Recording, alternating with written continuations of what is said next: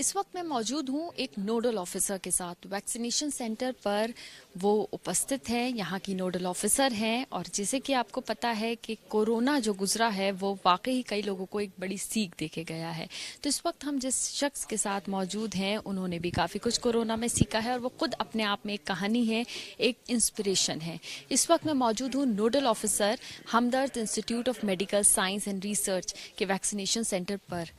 तो यहाँ पर मैं बात करती हूँ, मेरे साथ हैं एसोसिएट प्रोफेसर इसी रिसर्च सेंटर की अक्सा शेख। सबसे पहले तो मैम जानना चाहूँगी कि क्या कहानी है आपकी, एक ट्रांसजेंडर जो एक नोडल ऑफिसर है। अब लोग इंस्पिरेशन स्टोरी की तरह उसको देख रहे हैं, लोग बात करना चाहते हैं, लोग कहानी जानना चाहते हैं। क्या कहेंगी, शुरुआत किस चीज़ से करेंगी? I think, first of all, I would say that this has been a difficult journey. It has not been an easy journey. 38 साल की उम्र है मेरी और शायद हर साल जो है वो जद्दोजहद से ही गुजरा है।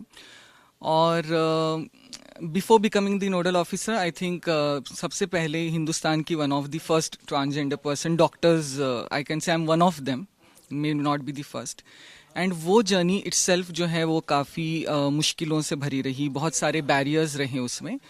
और जैसे एक होता है कि जब आप एक बैरियर पार कर लेते हो तो आपको इतनी हिम्मत आ जाती है कि आप दूसरा बैरियर भी क्रॉस कर लेते हो। तो यही जर्नी रही मेरी in the last 2 decades as a medical student and a doctor. और इस दौरान होते होते ऊपर वाले ने, कई बार कहते हैं ना कि आपदा में भी अपॉर्चुनिटी है। तो कोविड की जो समस्या आई है and all the health care workers, Covid warriors are doing their best. And when I got this opportunity to serve as the nodal officer of this vaccine centre, तो मैंने कहा क्यों नहीं, इससे मुझे और ज़्यादा बहुत सारे लोगों के साथ संपर्क करने का मौका मिलेगा और उनको सेंसिटाइज करने का और उनकी सेवा करने का भी मौका मिलेगा। अगर मैं जानना चाहूँ तो आपका बैकग्राउंड का है, कहाँ से बिलोंग करती हैं, फैमिली में कौन कौन है, और ये कैसे लगा कि नहीं डॉक्टर बनना है, कुछ करना है? आई कम फ्रॉम मुंबई। मेरा जन्म और पढ़ाई, मेडिकल की सारी पढ़ाई जो है वो मुंबई में हुई है। केएम हॉस्पिटल से मैंने पढ़ाई की थी अपनी MBBS and MD community medicine.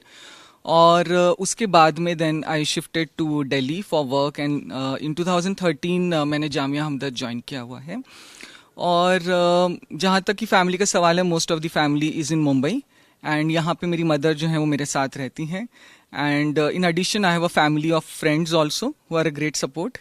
So that's how it is. And not to be too much praiseworthy, लेकिन जो हमारी यूनिवर्सिटी है अल्हम्दुलिल्लाह एक बहुत अच्छा माहौल यहाँ पे है। And I'm really grateful that they accepted me and this is my contribution to this society back.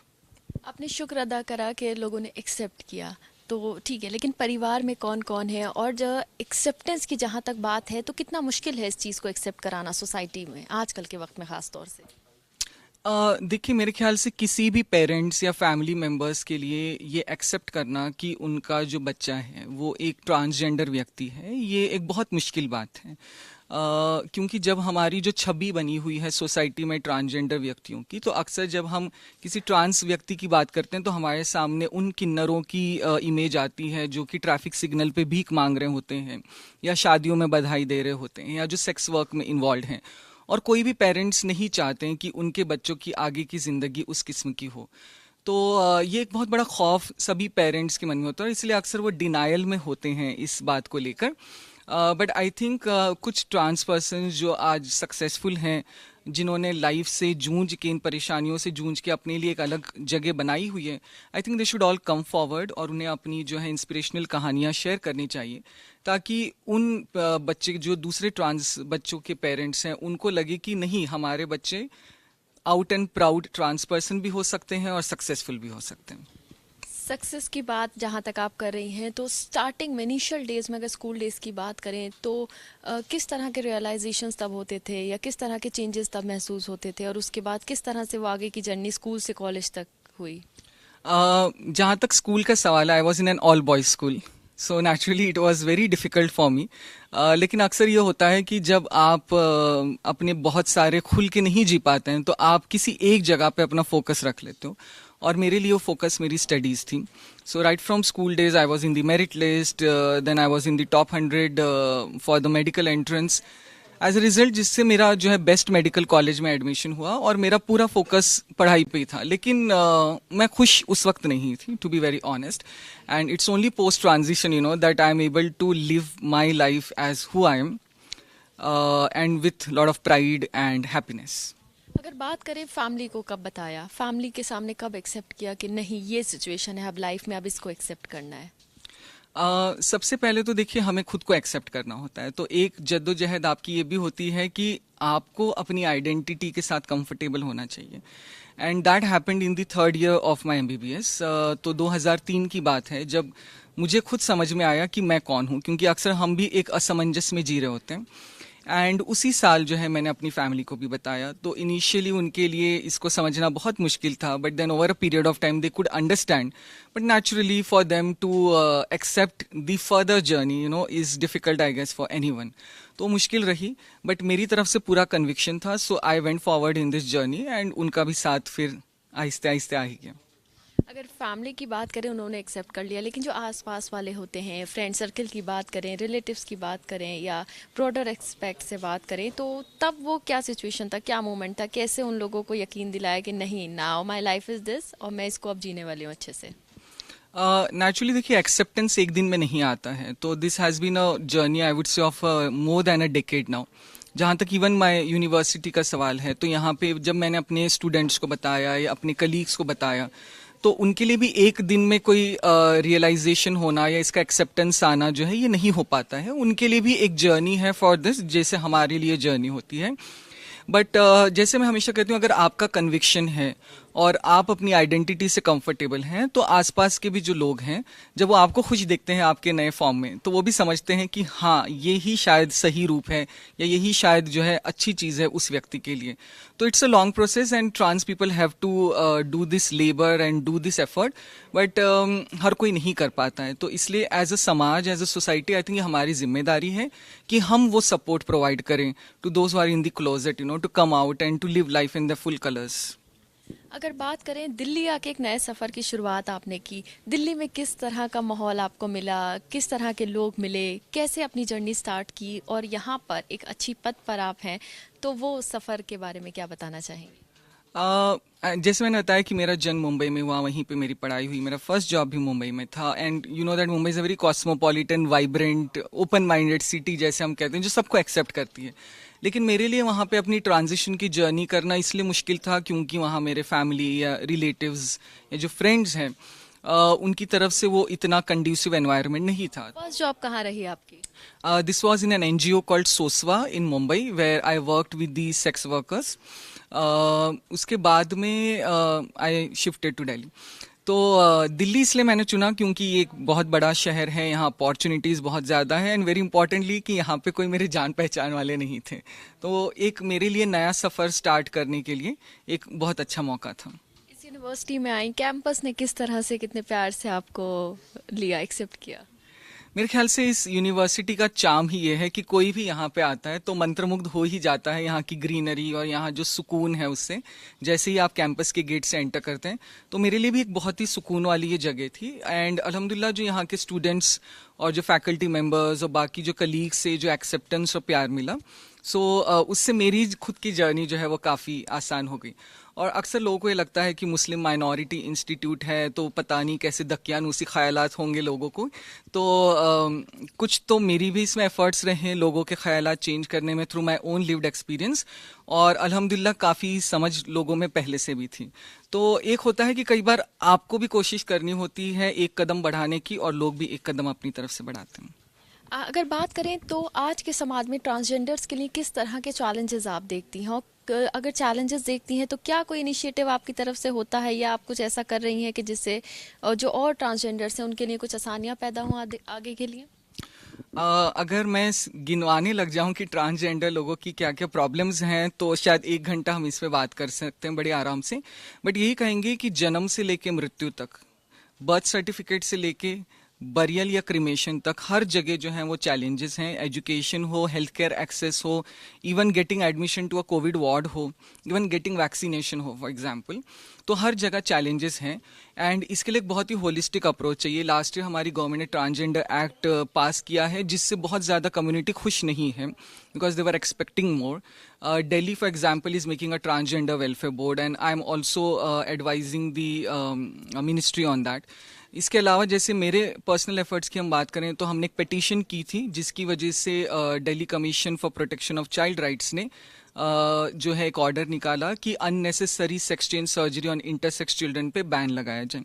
तो हम ये एफर्ट्स कर रहे हैं जिसकी वजह से ट्रांस व्यक्तियों की जीवन आसान हो सके. लेकिन मेरे ख्याल से ये इक्का दुक्का एफर्ट्स करने से नहीं हो पाएगा. पूरे समाज को अपना एक नज़रिया जो है वो बदलना पड़ेगा क्योंकि किसी भी चीज़ में देखिए आप सिर्फ कानून बनाने से चीज़ें आसान नहीं हो जाती. जब तक समाज एक्सेप्ट नहीं करेगा, वहाँ से नज़रिया नहीं बदलेगा, तब तक ट्रांस व्यक्तियों के लिए यहाँ रहना मुश्किल ही होगा. प्रोफेसर से आप एक नोडल ऑफिसर तक की जर्नी आपने तय की है, लेकिन बीच में आपको कोविड भी हो गया था, तो वो कितना मुश्किल वक्त था आपके लिए, और साथ ही साथ उसके बाद वापस से उठना और वापस से संभलना और वापस से एक जिम्मेदारी लेना, क्या कहेंगी? आई थिंक 2020 हम सभी के लिए बहुत ही ज़्यादा चैलेंजिंग था और हम सब इस बीमारी से लड़ रहे थे एंड मुझे खुद को अंदाज़ा नहीं था कि मुझे भी हो जाएगी. सो इट वॉज सितंबर 2020 जब मैं और हमारे काफ़ी सारे कलीग्स जो हैं वो कोविड से डायग्नोज हुए और उस वक्त एक बहुत ज़्यादा इंटरनल फियर था कि वेदर विल सर्वाइव दिस और नॉट. बट होता है कि जब आप एक बहुत मुश्किल से गुजरते हैं and then you emerge out as a stronger person.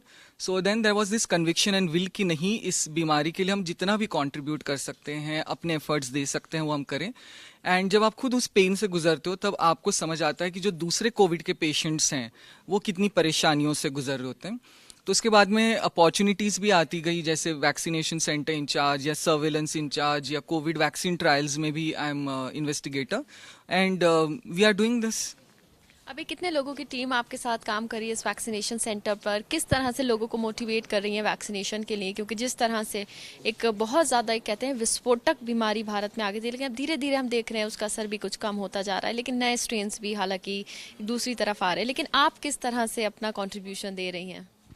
जहाँ तक हमारे वैक्सीनेशन सेंटर का सवाल है तो right from the first day जब वैक्सीन लॉन्च हुई इंडिया में 16 जनवरी, तब से हमारा सेंटर रन कर रहा है और वी आर रनिंग 2 साइट्स और लगभग दिन में 100-200 लोगों को हम वैक्सीनेट करते हैं. एंड यहाँ पे 20 लोगों की टीम है जो काम कर रही है and I am really blessed कि I have a wonderful team जिसकी वजह से काम करने में मज़ा भी आता है और at the end of the day एक सेटिस्फैक्शन भी होता है. और शायद एक मैं अगर यूएसपी कहूँ हमारे वैक्सीनेशन सेंटर का ये है कि यहाँ कोई भी विजिटर आता है तो वो ये ज़रूर कह के जाता है कि आपके लोग बहुत ही कोऑपरेटिव एंड पोलाइट हैं. And I think this is because we understand the pain of other people and that's why we don't want to see anyone else in pain. And हमारी ये कोशिश होती है कि जो भी यहाँ सेंटर पे आए उसकी कोई इस तरह तकलीफ ना हो, इनफैक्ट वो कंफर्टेबल फील करके ही जाए. अगर बात करें, एक सवाल ये है कि ट्रांसजेंडर्स के लिए बहुत चीज़ें मुश्किल होती हैं. आपकी जर्नी बहुत ज़्यादा इंस्पायरिंग है.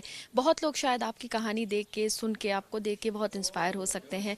लेकिन अभी जो एक ट्रांसजेंडर्स के लिए आगे की जर्नी होती है, बहुत मुश्किल होती है, उसके लिए क्या कहना चाहेंगी? किस तरह से एक चेंज सोसाइटी में बड़ा चेंज लाने की ज़रूरत है? देखिए, जैसे मैंने कहा कि 2 चीज़ों पे चेंज बहुत ज़रूरत है. एक तो गवर्नमेंट की लेवल पे और एक सोसाइटी के लेवल पे. सोसाइटी के लेवल पे चेंजेस आ रहे हैं और वक्त के साथ आएंगे. मगर हमें, और ये हमारी डिमांड है कि जो गवर्नमेंट ट्रांसजेंडर लोगों के लिए वेलफेयर स्कीम्स या एक्ट्स बना रही हैं, चाहे वो स्टेट गवर्नमेंट्स हों या सेंट्रल गवर्नमेंट्स हों या इवन म्यूनिसिपल कॉरपोरेशंस हों, तो उसमें ट्रांस व्यक्तियों की ज़रूर सुने. क्योंकि अक्सर जो होता है हमारे समाज में आईएएस ऑफिसर्स जो हैं वो लॉज बना रहे होते हैं लेकिन वो ज़मीनी जो सतही हालात हैं उनसे वाकिफ़ नहीं होते. तो मेरी एक ही रिक्वेस्ट होगी कि जब भी आप ऐसे लॉज या लेजिस्लेशंस या वेलफेयर स्कीम्स बनाएं तो थोड़ी उनकी भी सुनिए जो ग्राउंड पे हैं और जिनके लिए आप काम कर रहे हैं, जिनके लिए आप ये वेलफेयर स्कीम बना रहे हैं, तभी वो ज़्यादा एक्सेप्टेबल हो पाएंगी. So we need a lot of efforts from the government side also for this. अगर बात करें तो एक लोगों में भ्रम होता है कि जो ट्रांसजेंडर्स होते हैं वो कुछ ज़्यादा नहीं कर सकते. जैसे आपने बताया कि एक साइट लोगों के दिमाग में है कि बस वही एक साइट है ट्रांसजेंडर्स की. जैसे आप हैं, एक मुकाम तक पहुंची है, पढ़ा है, लिखा है, डॉक्टर बनी है और अब नए नए मुकाम जो है, नई नई चीज़ें हासिल कर रही हैं ज़िंदगी में, तो उसके बारे में क्या कहना चाहेंगी कि लोगों के दिमाग में जो एक मिथ है उसको तोड़ना कितना ज़रूरी है? कई बार हम इसको एक पैरेलल लेते हैं फ्रॉम द फेमिनिस्ट मूवमेंट या विमेन्स एम्पावरमेंट से।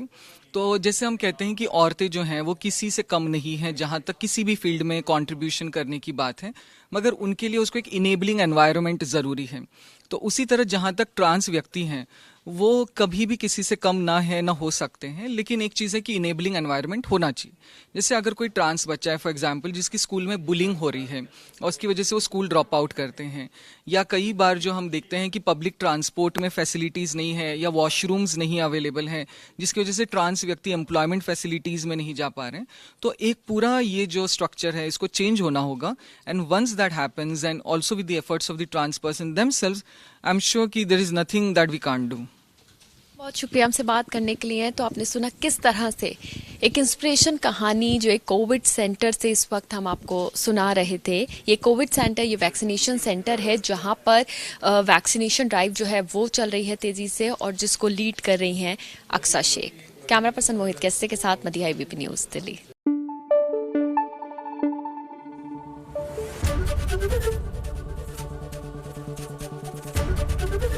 एबीपी न्यूज़ आपको रखे आगे।